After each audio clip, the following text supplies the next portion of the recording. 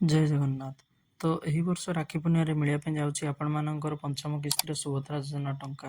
ତ ଯେଉଁମାନେ ବି ଆବେଦନ କରିଥିଲେ ପୂର୍ବରୁ ଏବଂ ଏହି ବର୍ଷ ଯେଉଁମାନେ ଆବେଦନ କରିଥିଲେ, ତ ଏହି ଭିଡ଼ିଓଟି ଖାସ୍ ସେମାନଙ୍କ ପାଇଁ। ଭିଡ଼ିଓଟି ପ୍ରଥମରୁ ଶେଷ ପର୍ଯ୍ୟନ୍ତ ଦେଖନ୍ତୁ। ସିମ୍ପଲି ଦେଖନ୍ତୁ, ଆପଣମାନେ ଯେଉଁମାନେ ଏହି ବର୍ଷ ଆପ୍ଲାଏ କରିଥିଲେ, ତ ଆପଣମାନଙ୍କୁ ମଧ୍ୟ ଏକା ସାଙ୍ଗରେ ପଞ୍ଚମ କିସ୍ତି ସେମାନଙ୍କୁ ଯେବେ ମିଳିବ, ଆପଣଙ୍କୁ ମଧ୍ୟ ରାକ୍ଷୀ ପୂର୍ଣ୍ଣିମାରେ ସେମ୍ ଜିନିଷ ଆପଣମାନଙ୍କୁ ବି ସୁଭଦ୍ରା ଯୋଜନାର କିସ୍ତି ଟଙ୍କା ମିଳିବ। ତ ଦେଖନ୍ତୁ, ଯେଉଁମାନେ ବି ଆବେଦନ କରିଥିଲେ ଆପଣମାନଙ୍କର ଯଦି KYC ପେଣ୍ଡିଂ ଅଛି, ଆପଣମାନେ KYC କରାଇ ନିଅନ୍ତୁ। ଚାଲନ୍ତୁ ଦେଖିବା ସୁଭଦ୍ରା ଯୋଜନାର ହିତାଧିକାରୀ ତାଲିକାରେ ଆପଣମାନଙ୍କର ସିମ୍ପଲି ନାଁ ଆସିଛି କି ନାହିଁ ଆପଣମାନେ ଚେକ୍ କରାଇ ନିଅନ୍ତୁ। ହିତାଧିକାରୀ ତାଲିକାର ଅପସନ୍ ଦେଖନ୍ତୁ ଏଇଭଳି ଆପଣମାନଙ୍କୁ ଶୋ କରିବ। ଦେଖନ୍ତୁ ଏଠି ମୁଁ ହିତାଧିକାରୀ ତାଲିକା ଅପସନ୍ ଉପରେ କ୍ଲିକ୍ କରୁଛି। ତାପରେ ଦେଖନ୍ତୁ ଏଠି ଆପଣମାନଙ୍କର ନିଜର ବ୍ଲକଟି ଆପଣମାନେ ଚୁଜ୍ କରିନେବେ, ଆପଣମାନଙ୍କ ଡିଷ୍ଟ୍ରିକ୍ଟଟି ଚୁଜ୍ କରିନେବେ। ତାପରେ ଆପଣମାନଙ୍କର ବ୍ଲକଟି ଚୁଜ୍ କରିନେବେ। ତାପରେ ଆପଣମାନଙ୍କର ଯେଉଁଟା ଆପଣମାନଙ୍କର ଗ୍ରାମ ପଞ୍ଚାୟତ ଆପଣମାନେ ଏଠି ଚୁଜ୍ କରିନେବେ। ସିମ୍ପଲି ଦେଖନ୍ତୁ ଅପସନ୍ ଉପରେ କ୍ଲିକ୍ କରିବେ। ଯେମିତି ଦେଖନ୍ତୁ ଅପସନ୍ ଉପରେ କ୍ଲିକ୍ କରିବେ, ଆପଣମାନଙ୍କୁ ଅନୁମୋଦିତ ତାଲିକା ଏଠି ଆପଣମାନଙ୍କୁ ଶୋ କରିଯିବ। ଯେଉଁମାନଙ୍କର KYC କମ୍ପ୍ଲିଟ୍ ହୋଇସାରିଲାଣି 2026ରେ ଯେଉଁମାନେ ଆପ୍ଲାଏ କରିଥିଲେ ସେମାନଙ୍କ ପାଇଁ ମୁଁ କହୁଛି, ତାଙ୍କର ଆପଣମାନଙ୍କର ଲିଷ୍ଟରେ ଏଠି ଆପଣମାନଙ୍କର ନେମ୍ ଆସିଯାଇଥିବ କି ସେମାନେ ପ୍ରଥମ କିସ୍ତି ପାଇବା ପାଇଁ ଯୋଗ୍ୟ ଅଟନ୍ତି। ଏବଂ ଯେଉଁମାନେ ପୂର୍ବରୁ ଆବେଦନ କରିଥିଲେ ସେମାନଙ୍କର ଯଦି ସୁଭଦ୍ରା ଯୋଜନା ବର୍ତ୍ତମାନ ପର୍ଯ୍ୟନ୍ତ ଆସିନାହିଁ ଟଙ୍କା, କିଛି ବି କିସ୍ତି ଆପଣମାନଙ୍କର ଡିଫଲ୍ଟ ହୋଇଯାଇଛି ବା ଆପଣମାନଙ୍କୁ କ୍ରେଡ଼ିଟ୍ ହୋଇପାରିନାହିଁ, ଆପଣମାନେ ସିମ୍ପଲି ଅଭିଯୋଗ ଉପରେ କ୍ଲିକ୍ କରିବେ।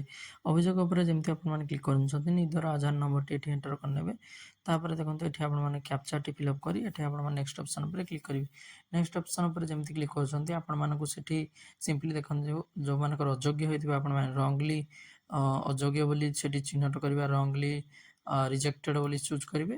ଏବଂ ଆପଣମାନଙ୍କୁ ଆପ୍ଲିକେସନଟି ସବମିଟ୍ କରିବା ପାଇଁ ଗୋଟେ ଆପ୍ଲିକେସନ ମୁଁ ଡେସ୍କ୍ରିପ୍ସନରେ ଲିଙ୍କ୍ ଦେଇଦେବି। ସେଇ ଲିଙ୍କ୍ ଉପରେ ଆପଣମାନେ PDFଟି ଡାଉନଲୋଡ଼ କରିନେବେ ଏବଂ ତାକୁ ଫିଲ୍ଅପ୍ କରି ସେଠାରେ ଆଟାଚ୍ କରିନେବେ। ତାପରେ ଦେଖନ୍ତୁ ଆପଣମାନଙ୍କର ନାଁରେ ଆପଣମାନଙ୍କର କ'ଣ ଷ୍ଟାଟସ୍ ରହିଛି ଆପଣ କେମିତି ଜାଣିବେ ନା, ଏଠି ଆପଣମାନେ ଆବେଦନ ସ୍ଥିତି ଉପରେ ଯେମିତି କ୍ଲିକ୍ କରୁଛନ୍ତି, ଆପଣମାନଙ୍କର ପୁରା ଷ୍ଟାଟସ୍ ଆପଣମାନେ ଜାଣିପାରିବେ ଯେ ଏଠି ଆପଣମାନଙ୍କ ଆଧାର ନମ୍ବରଟି ଏଣ୍ଟର କରିବା ପାଇଁ ପଡ଼ିବ। ତାପରେ ଆମର ଟର୍ମସ୍ ଆଣ୍ଡ କଣ୍ଡିସନ୍ ଉପରେ ଟିକ୍ କରନ୍ତେ। ଟିକ୍ କଲା ପରେ ଆପଣମାନଙ୍କର ସିମ୍ପଲି ଏଇଟା ଦେଖନ୍ତୁ ନେକ୍ସଟ ଅପସନ୍ ଉପରେ କ୍ଲିକ୍ କରିବେ।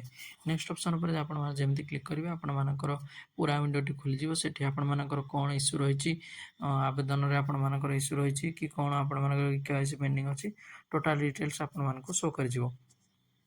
ତ ଆପଣମାନେ ଯେଉଁମାନେ ବି KYC ଏପର୍ଯ୍ୟନ୍ତ କମ୍ପ୍ଲିଟ୍ କରିନାହାନ୍ତି, ନିକଟସ୍ଥ ଜନସେବା କେନ୍ଦ୍ରକୁ ଯାଇ ଆପଣମାନେ KYC କମ୍ପ୍ଲିଟ୍ କରିନିଅନ୍ତୁ। ଏବଂ ଯେଉଁମାନଙ୍କର ବି ପେଣ୍ଡିଂ ରହିଛି ଆପଣମାନଙ୍କର ବ୍ଲକରେ ଯାଇ ଭେରିଫିକେସନ୍ ମଧ୍ୟ କରାଇ ନିଅନ୍ତୁ।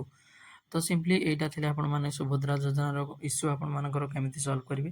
ଯଦି ଭିଡ଼ିଓଟି ଭଲ ଲାଗିଥାଏ ନିଶ୍ଚୟ ଲାଇକ୍ କରନ୍ତୁ, ସେୟାର କରନ୍ତୁ, କମେଣ୍ଟରେ ଜଣାନ୍ତୁ ଆପଣମାନଙ୍କର ପ୍ରୋବ୍ଲେମଟି। ଜୟ ଜଗନ୍ନାଥ, ଜୟ ହିନ୍ଦ।